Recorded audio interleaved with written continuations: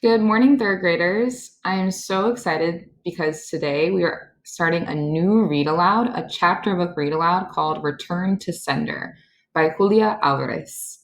And before we start reading our new read aloud together, we are going to be reviewing some vocabulary. And we're actually going to be doing that before each read aloud session because there's oftentimes words in the text that we want to really know before we start reading. Sometimes we'll be able to figure out that word as we're reading, but other times we want a little background knowledge before we get started.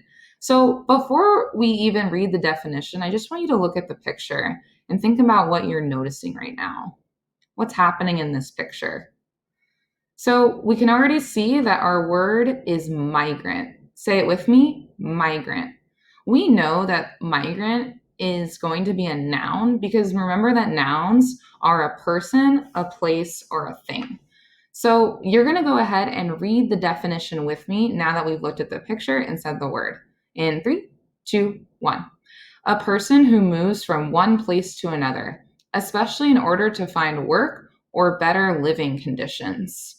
So now I'm going to be thinking about that again. We're going to read it one more time together. Now we're going to really picture what we're reading and think about, can I make a connection to something I know already? And does this definition sound familiar? A person who moves from one place to another, especially in order to find work or better living conditions. All right, let's move on. So again, before we read the definition, let's go ahead and look at the picture and think about what we notice. What do we think this is? Have we seen this before? And now let's go ahead and read the word. The word is tomahawks. Say it with me, tomahawks. We also know that this is going to be a noun because it is a thing. So nouns are a person, place, or thing. And already some of us are noticing that this looks maybe like an axe, possibly like a tool that people use. So let's read the definition together in three, two, one. A light axe used as a tool or weapon by North American indigenous people. Oh, a lot of us are already thinking, wow, we know a lot about indigenous people already. And we have learned about some of the tools that indigenous people have used. So this is just one example of a tool, a tomahawk, that indigenous peoples used.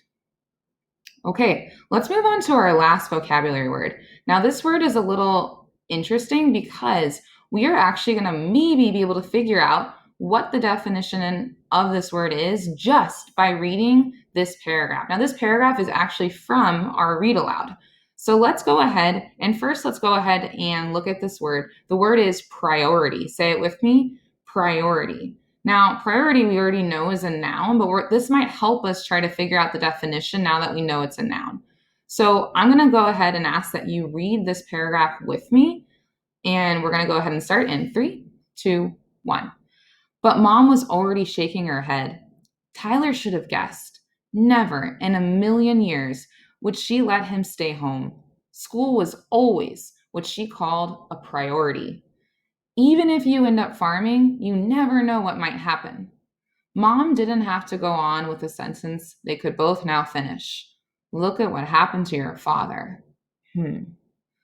So I'm already maybe I don't know the exact definition of priority, but now that I've read that paragraph, I have a better idea of what it could mean. So today I want you to actually try to answer that.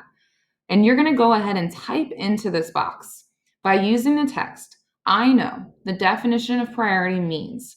And you're going to do your best to figure out what this word means, even if you didn't know it before. I bet based on the context clues of reading this paragraph, you might be able to come up with an educated guess on what that would mean. So on your document, you're going to go ahead and type in right here what you think the definition of priority means. Okay? All right. So we're going to pause and I'm going to allow you to do that now, and then we'll come back in just a moment. Okay, welcome back. Right before we jump into our new read aloud, there's one thing I really wanted to teach you, and it's called a flashback. Everyone say flashback. So when you think of flashback, I want you to think about kind of rewinding. So maybe when you can do it and say it with me, we're going to go and say flashback. So do it and say it with me, flashback. And there's also something called flash forward. Say flash forward. Good. So flash forward, we're going to do the opposite direction. It's going forward. So flash forward. In today's book, in today's section, we are going to be witnessing a flashback. So let's go over what that means so that you're going to know when to look out for it. So a flashback is a literary device that the author will use to tell you more about what's happening in a story. So you've probably already been exposed to lots of different flashbacks, especially if you've watched some movies where all of a sudden the main character in the movie is thinking. And the movie all of a sudden goes into the past. That's called a flashback. That oftentimes happens in books, but it can be a little bit confusing because as a reader, you really have to be paying attention to realize it's a flashback. So in today's section, we are going to see a flashback, and your job is to notice when that's happening. So a little bit more about flashbacks. So again, that's a device that allows the writer to present events that happened before the time of the current events. So whatever is happening now, the author wants to show you what happened earlier than now. Lots of times, some techniques that authors use to show a flashback are memories, dreams, or stories of the past told by characters. So again, you're going to be on the lookout today for that. Now, before I start the read aloud, I'm going to already talk about what the exit ticket is for today. Each day when we do our read aloud, you are going to have a short exit ticket that you will be typing into. So let's go ahead and read the exit ticket questions together in 3, 2, 1. Who is the main character and what is the setting? So these are two pretty simple questions, and you're already going to be thinking about it as we're reading. And all you have to do at the very end when we're done is go back into this document, and you're going to start saying who the main character is and what the setting is. Please remember to type in complete sentences. So instead of just saying a name, you're going to say the main character is, and then the name, and don't forget punctuation at the end, okay? So please remember to do that. Make sure you're starting each sentence with a capital letter. Okay, we're going to meet back in just a moment so that we can finally get started with our read aloud today.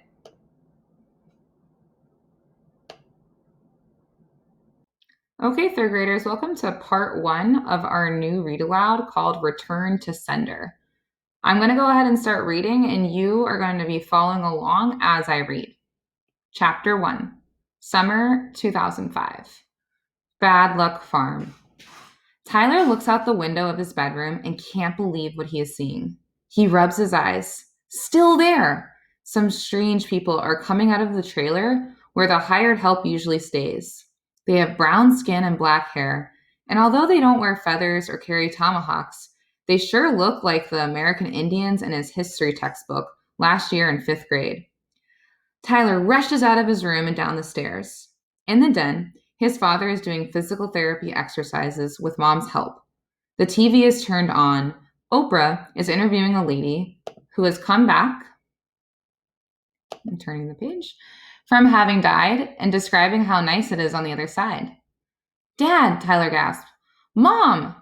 What is it? What is it? Mom's hand is in her heart, as if it might tear out of her chest and fly away. There's some Indians trespassing. They just came out of the trailer. Dad is scrambling up from his chair, where he has been lifting a weight Mom has strapped to his right leg. He lets himself fall down and turns the TV to mute with the remote control. So, okay, boy, quiet down, he says. You want to kill your mom with a heart attack? Before this summer, this might have been a joke to smile at, but not anymore. Mid-June, just as school was letting out, Gramps died of a heart attack while working in his garden. Then, a few weeks later, Dad almost died in a farm accident. 2 men down and Tyler's older brother, Ben, leaving for college this fall. You do the math, his mom says, whenever the topic comes up of how they can continue farming. Tyler has started thinking that maybe their farm is jinxed. How many bad things need to happen before a farm can be certified as a bad luck farm? But shouldn't we call the police? They're trespassing. Tyler knows his dad keeps his land posted, which means putting up signs telling people not to come on his property without permission. It's mostly to keep out hunters, who might mistakenly shoot a cow or even worse, a person. They're not exactly trespassing, his mom explains. And then he glances over at Dad, a look that means, you explain it, honey. Son, his dad begins, while you were away. I'm noticing these ellipses. That dot, dot, dot is called ellipses. Say it with me, ellipses. I know that sometimes authors use that when they might be talking about something that is happening in the past. Okay, I know what you're thinking. Maybe this is going to be the flashback. In the middle of the summer, Tyler was sent away for a visit to his uncle and aunt in Boston. His mom was worried about him. He's just not himself, Tyler overheard Mom tell her sister Roxanne on the phone. Very mopey. He keeps having nightmares. Tyler groaned. Nothing like having his feelings plastered out there for everyone to look at. Of course, Tyler was having nightmares. So many bad things had happened before summer had even gotten started. First, Gramps dying would have been bad enough. Then, Dad's horrible accident. Tyler actually saw it happen. Afterward, he couldn't stop playing the moment over and over in his head. The tractor climbing the hill, then doing this kind of weird backflip and pinning Dad underneath. Tyler would wake up screaming for help. That day, Tyler rushed into the house and dialed 911. Otherwise, the paramedic said, his father would have died. Or maybe Dad would have been brought back to life to be on Oprah, talking about the soft music and bright lights. It was amazing that Dad was still alive. Even if it looked like his right arm would be forever useless, he'd always walk with a limp. His face was often in a grimace from the pain he left. But the very worst part was after Dad got home and Tyler's parents seriously began to discuss selling the farm. Mostly it was his mom. His dad hung his head like he knew she was right, but he just couldn't bear to do the math one more time for himself. Okay, he finally said, giving up. That was when Tyler lost it. You can't sell it! You just can't! He had grown up on this farm, as had his dad before him, and Gramps and his father and grandfather before that. If they left their home behind, it'd be like the Trail of Tears Tyler learned about in history class last year. How the Cherokee Indians had been forced from their land to become migrants and marched thousands of miles to the frontier. So many of them had died. Tiger, honey, remember our talk, Mom reminded him pleasantly enough in front of Dad. Tiger is what his mom calls him when she is buttering him up. Before his father came home from the hospital, his right leg and arm still in a cast. Mom sat Tyler and his brother and sister down for a talk. She explained that they must do their part to help Dad in his recovery. No added worries. Looking over at Ben, 18, going on old enough to do what I want. No scenes. Looking over at Sarah, 15, with a boyfriend, Jake, and Saturday Night Fever 7 nights a week, as his dad often joked, back when he used to joke. No commotion. Looking at Tyler, who, as the youngest, sometimes had to make a commotion just to be heard. They must all keep Dad's spirits up this summer. But Tyler knew for a fact that selling the farm would kill his dad. It would kill Tyler. After his outburst, Mom had another little talk, this time just with Tyler. She sat him down on the kitchen table again as if this whole thing were a math problem that Tyler was having trouble with. Dairy farms were struggling. Hired help was hard to find. And if you did find someone like Corey, he only wanted to work 8 hours a day, 5 days a week. Problem was, cows needed milking twice a day, every day, and the milkings had to be spaced out at least 8 to 10 hours apart. Tyler's brother, Ben, was helping out now, but he was off to college at the end of the summer and not interested in farming once he graduated. Meanwhile, his sister, Sarah, claimed she was allergic to most everything on the farm, especially her chores. What about me? Tyler piped up. Why was he always being overlooked just because he was the youngest? I can do the milking. I know how to drive the tractor. Mom reached over and pushed Tyler's hair back from his eyes. What a time to think about making him look presentable. Tiger, I know you're a hard-working little man, but milking 200 cows is impossible even for a big man. Her smile was tender. Besides, you've got to go to school. But I could stay home and work, just for this year, Tyler added. He was feeling desperate. Sure, he'd miss his friends and some things about school, like when they studied Native American tribes or the universe or Spanish, which a new teacher was teaching them twice a week. But Mom was already shaking her head. Tyler should have guessed. Never in a million years would she let him stay home. School was always what she called a priority. Even if you end up farming, you never know what might happen. Mom didn't know how to go on with the sen- Mom didn't have to go on to the sen- on with the sentence they could both now finish. Look at what happened to your father. Tiger honey, I know it's not easy, but sometimes in life, any sentence Mom started with the word sometimes in life was not going to end in good news. We have to accept the things that we can't change. She looked thoughtful, even a little sad. But what we do with it, with what we get, makes us who we are. It sounded like a riddle, like something Reverend Hollister might say in a sermon. But it'd be like Gramps dying all over again. Tyler was crying, even though he didn't want to cry. Gramps' ashes were scattered up in the garden by the old house Grandma still lived in. How could they leave him behind? And what about Grandma? Where would she go? His mom explained that the plan was to keep his grandparents' house, including a little plot beside it where Tyler's parents could build a new house. We don't have to leave the place, Mom added. Now it was Tyler shaking his head. Mom had grown up in Boston, a city girl.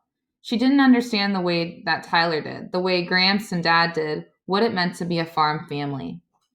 How could he explain to her that the farm was not just Dad's, it was the whole family's, going all the way back before Gramps, as well as forward, his Sarahs and Bens, even if they didn't want it? Tyler remembered something the Abenaki chief who had come to his school for an assembly had said. My people believe that our land is not given to us by our ancestors. It is loaned to us by our children. But it's not fair. It's not fair, Tyler responded to his mom's explanations. And that was also what he said when she announced that Tyler had been invited to visit his Aunt Roxy and Uncle Tony for a month in Boston. Now that will kill me, Tyler thought. We're going to pause here and pick up on this page, page 18, for our next read aloud.